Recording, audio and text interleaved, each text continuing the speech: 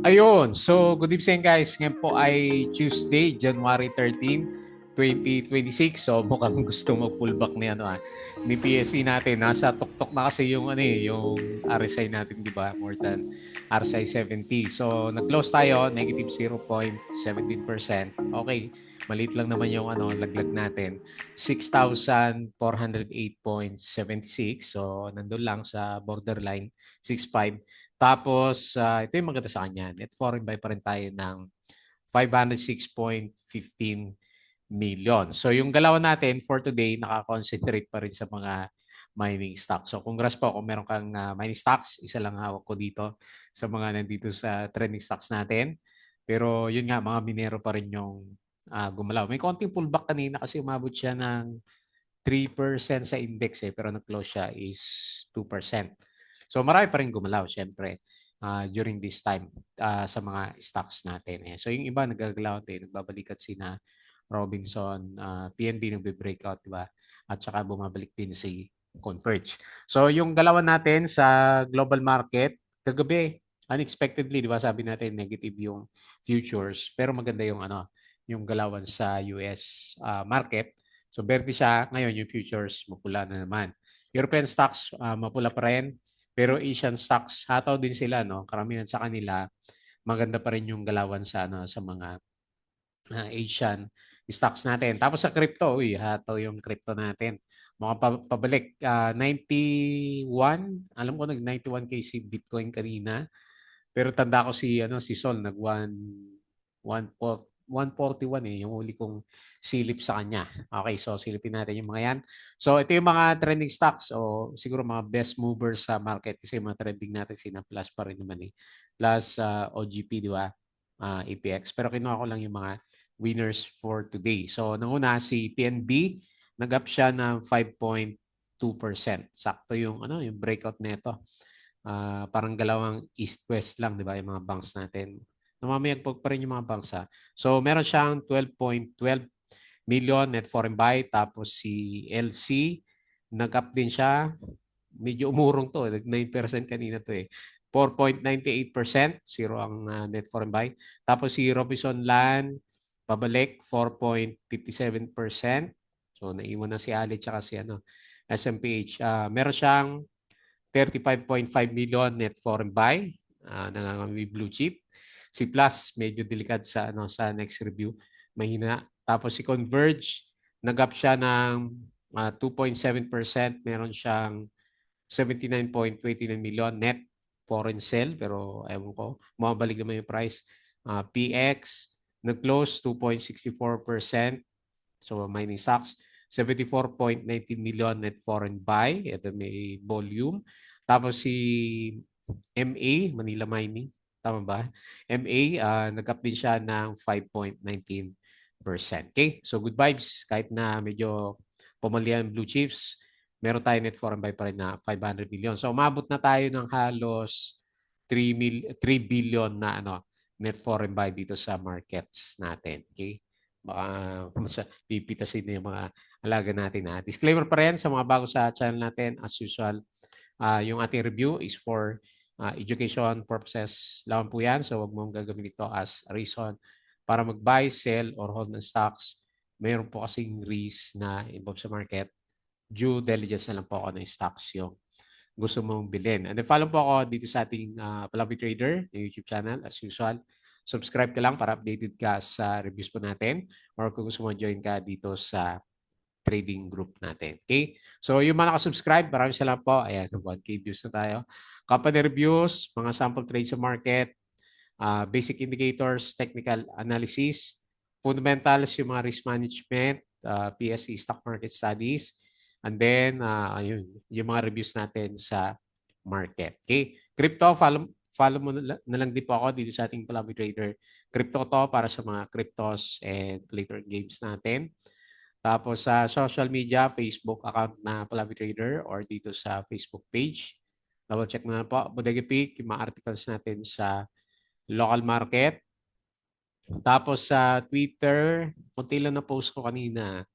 Hindi ko masundan yung yung market. So doon na lang muna tayo sa summary. Ayan.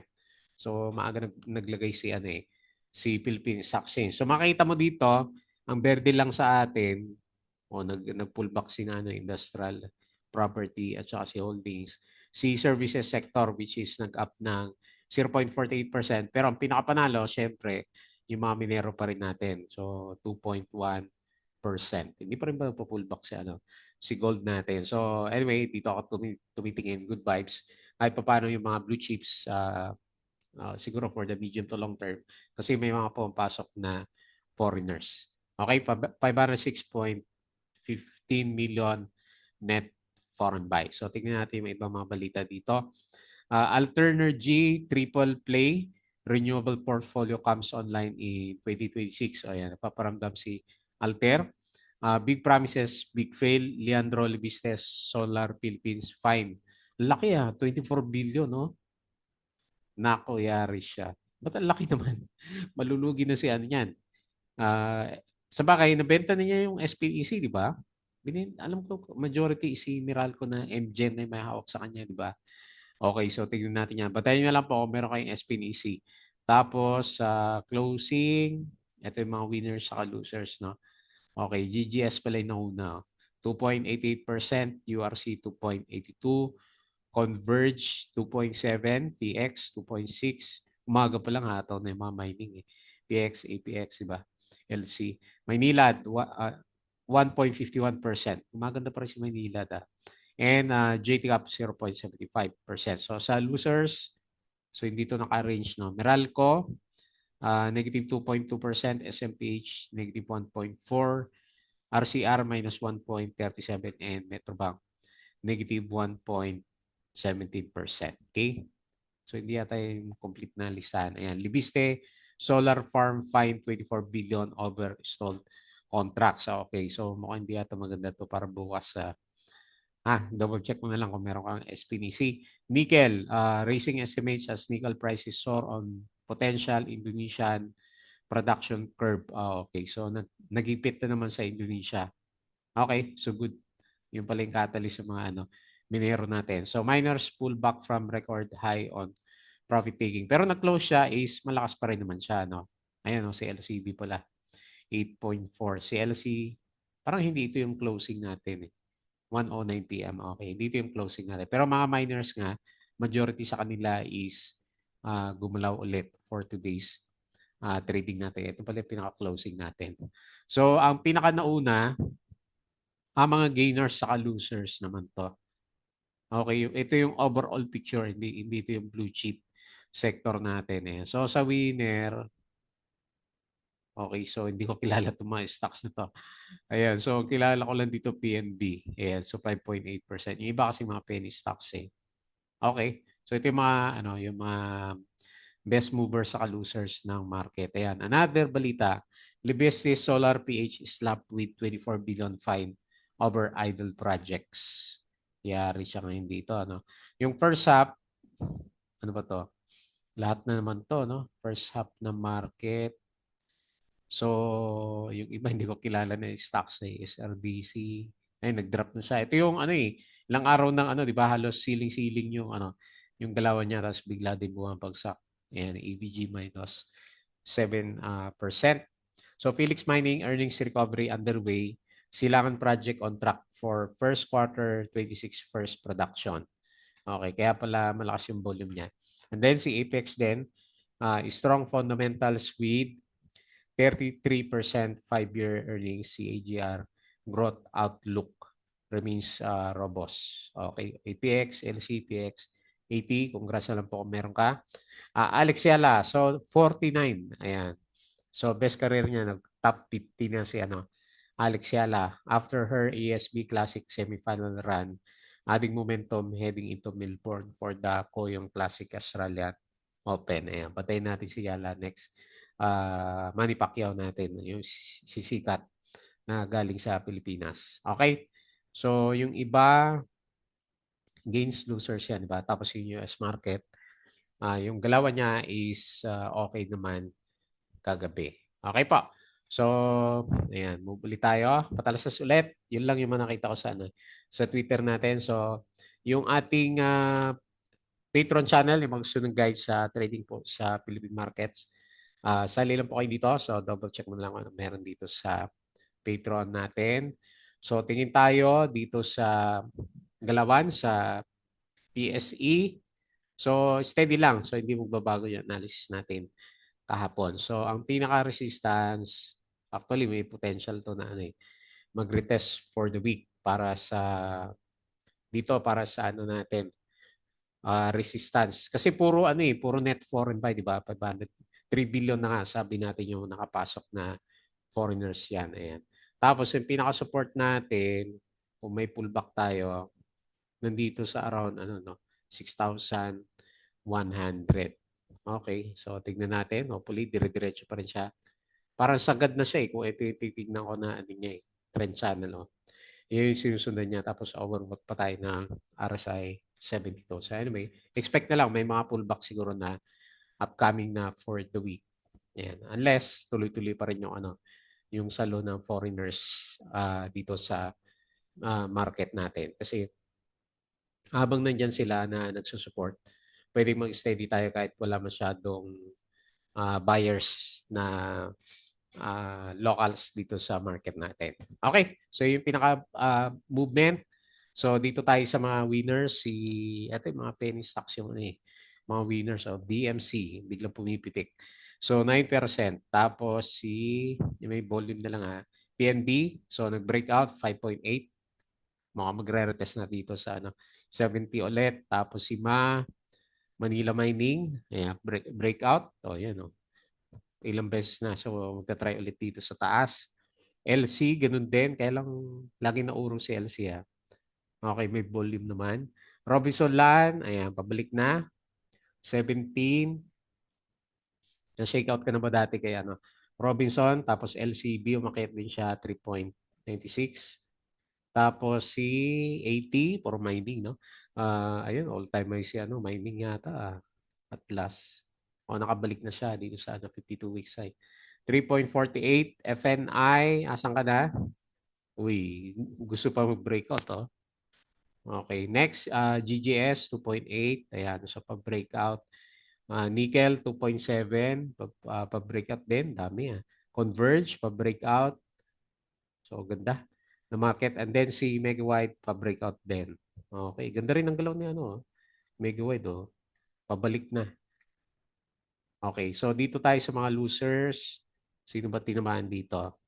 Si Plus, negative 0 point something lang Pero umabot siya na more than 2% yata kanina umaga. STI yung pinaka. So, baba lang yung baba lang yung pinaka main losers natin ng mga may volume. CPG minus 2.7. And ayan, bantayan na lang natin bukas si SPNC parang binobomba ng negative news. Ang laki nun, 24 billion, di ba? Ano ba ang market cap natin? So parang parang mali, no? Tama ba yung nabasa ko? 24 billion. Tingnan mo yung market cap niya. 58 billion lang. So, pambayad niya yung kalahati. Grabe naman yung yung ginawa ng Department of Energy, no? Tama ba? Balikan nga natin para namamalik mata ako doon sa 24 billion. Laki naman nun. 24 billion nga, oh. So mapupunta sa government yung kalahati ng worth ni SPNEC. O yan. So pwede niya ilaban pa rin naman yan. Kaya lang, sobrang negative news yata yun. Based lang sa interpretation ko. Hindi ko sure. Pero parang ganun yung sinasabi niya. LPG nag-drop 1.9. Okay? So malilit lang yung mga drop. Tapos marami pa rin yung mga winners dito sa markets natin. Okay? So silip tayo sa global market. Okay. So based dito sa galawan natin, okay, mukhang mapula. Mamaya yung US, negative 0.17. Sa S&P, Dow Futures, negative 0.15. And then si Nasdaq Futures is negative 0.3%. Pero kagabi, okay siya. European stocks, ilang araw na to Since Friday pa to na mahina yung galaw. And then dito sa bandang Asia, okay din siya. Okay? So crypto, 92K na pala si Bitcoin, 92K. Tapos nag-aakyatan sila. Si Ethereum, 3.13K. BNB, balik sa 908. Tapos si Sol, Yun, ilaga natin 141 nga. And then si Dodge 0.14. Ayun, XMR nag-up ng 17%. Okay? So maraming gumalaw sa cryptos. So balik tayo dito sa trending stocks. Quick review.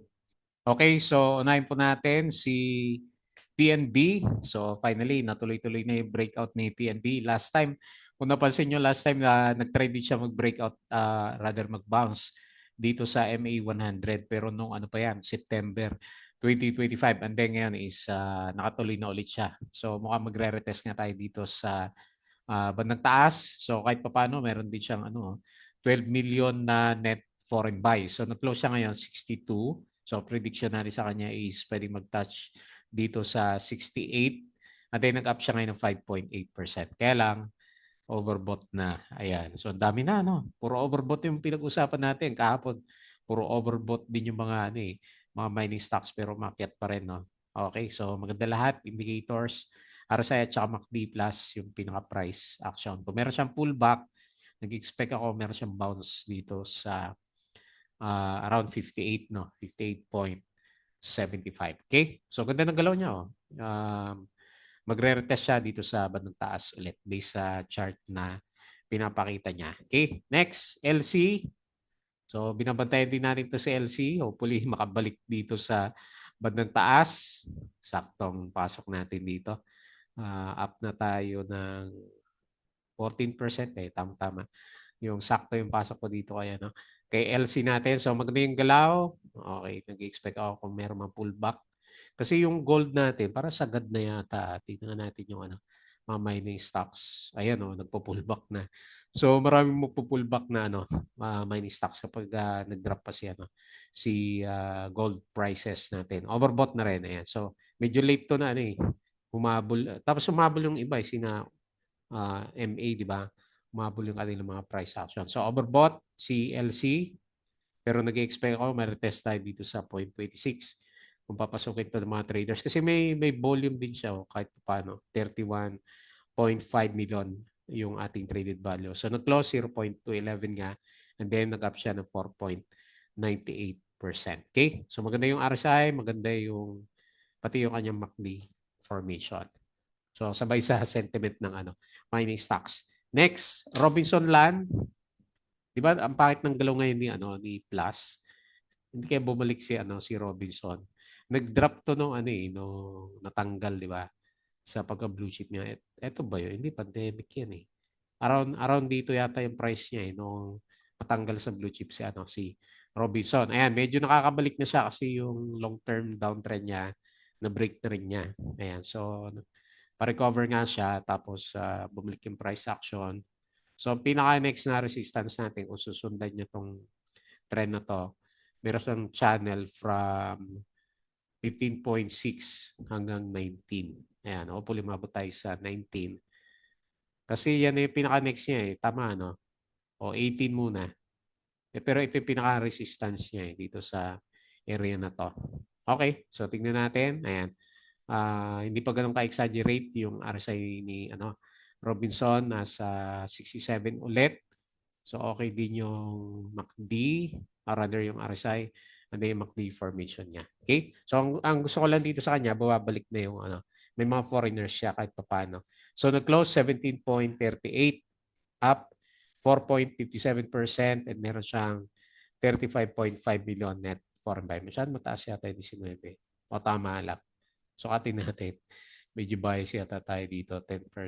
Okay? So anyway, yun yung nakita ko sa pinaka-chart. Sa trend naman niya, ito yung pinaka-trend niya, parang lampas na, no? Magre-retest siya ulit. Ayan. Yan yung pinaka-trend natin eh. So hopefully makabreak siya dyan sa trend channel na yan. Next, Converge. So based dito sa galaw ni Converge, halos pabalik na rin siya. Pero bakit ang lakas ng ang lakas na net foreign sell niya, 79 million, no? Pagod na yata to si Converge natin. So, tingnan natin bukas kung mag-breakout, retest tayo dito sa 17.36. So, bumalik na kaya yung hindi pa yung investor natin na malaki na umalis dati. Ayan. So, kung ito yung susundan ko na trend channel niya, so possible 17 nga, no? Basta maganda yung itsura ng markets natin. Okay? So, nasa bull side yung RSI and nagtatry ulit na mag-recover yung MACD formation. Puro uptrend tayo, no? 16 yung closing to up 2.7%. Next, another mining stocks. Si Felix Mining, hindi natin isama si APX. Ano ba nangyari sa kanya? Nag-Dow G. Okay, watch out na lang. Alam mo na, overbought tapos lumabas yung mga Dow G natin. Ito, overbought pero solid pa rin yung yung candle niya. Maganda rin yung volume niya. Laki O binomba pala to 257 million yung traded value. Okay, so naka-breakout na siya doon sa previous na resistance. Hindi ko rin iniisip na magdidiretso kasi medyo pangit pa yung earnings niya Ayan Okay, pero based doon sa nabasa natin sa Twitter, 'di ba? Parang nasabi niya on track sa recovery din si Felix Mining natin. Okay, so may resistance ba? Layo ng resistance natin. Okay, merong malapit na resistance. So nandito sa 12 point something. 12.4. Yan na lang susunod na sa kanya. Or kung gusto mo itong trading channel din niya. Ayan. So meron din siya malaking trading channel. Okay, next si Ma. So meron pa rin mga mining stocks na pinipitik. So si Manila Mining ulit.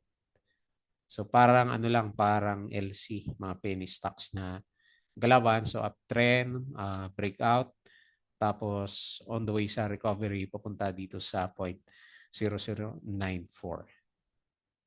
Okay, hopefully hindi mabuhos yan. Yung batay natin yung pinaka gold price kasi pag bumuhos yon, majority naman ng mga stocks natin dito sa mining bubuhos din yan. So nag-close siya 0.0081 taas naman yata resistance ko.